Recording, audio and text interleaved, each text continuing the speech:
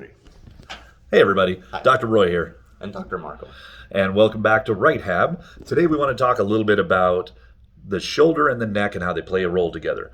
My rule of thumb is every shoulder patient is a neck patient, And vice versa. and vice versa. And there may be concomitant. It may be you have a shoulder problem and a neck problem. It may be you have a neck problem and a shoulder problem. One may be the bigger issue for you, but they're together. There's too much crossover between. So a little bit about the why. So you've got a big bundle of nerves that runs out the side of your neck and runs down through your arm and feeds your arm.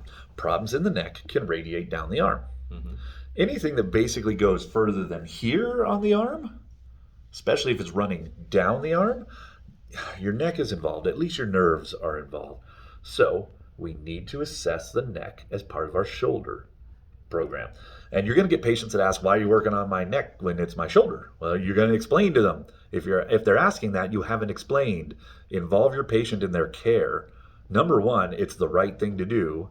Number two, you're going to get better buy-in because they're going to understand. And number three, you know how powerful it is when a medical professional finally listens to a patient and involves them in their care? Yeah. So what are some of the things that you see that run back and forth between the two? Besides the nerves? Yeah? Well, some of the issues you've seen.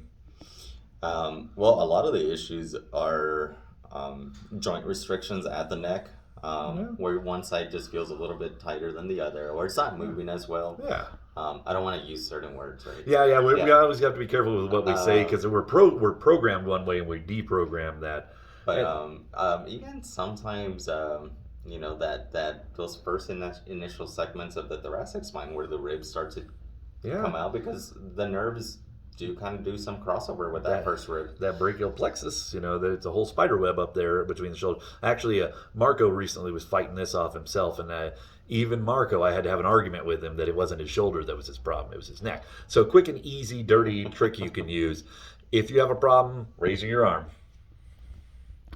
and it's painful for you, make a note. Where is it? How painful is it? Now, tilt your ear towards that side. Do it again.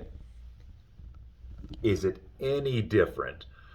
Is it closer up the shoulder, further down the shoulder? Is it more intense? Put a number on it. That way you can check it against it. Now, tilt your head the other way. Do it again. And back down. If that changes your symptoms at all, better, worse, same, minimal, better, worse.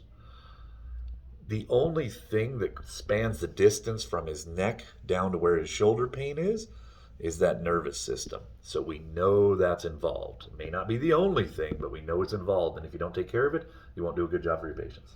Yeah. It made a big difference for me. So. Yeah, and he's doing good. Yeah. All right. If you all have questions about this stuff, let us know. Thank you.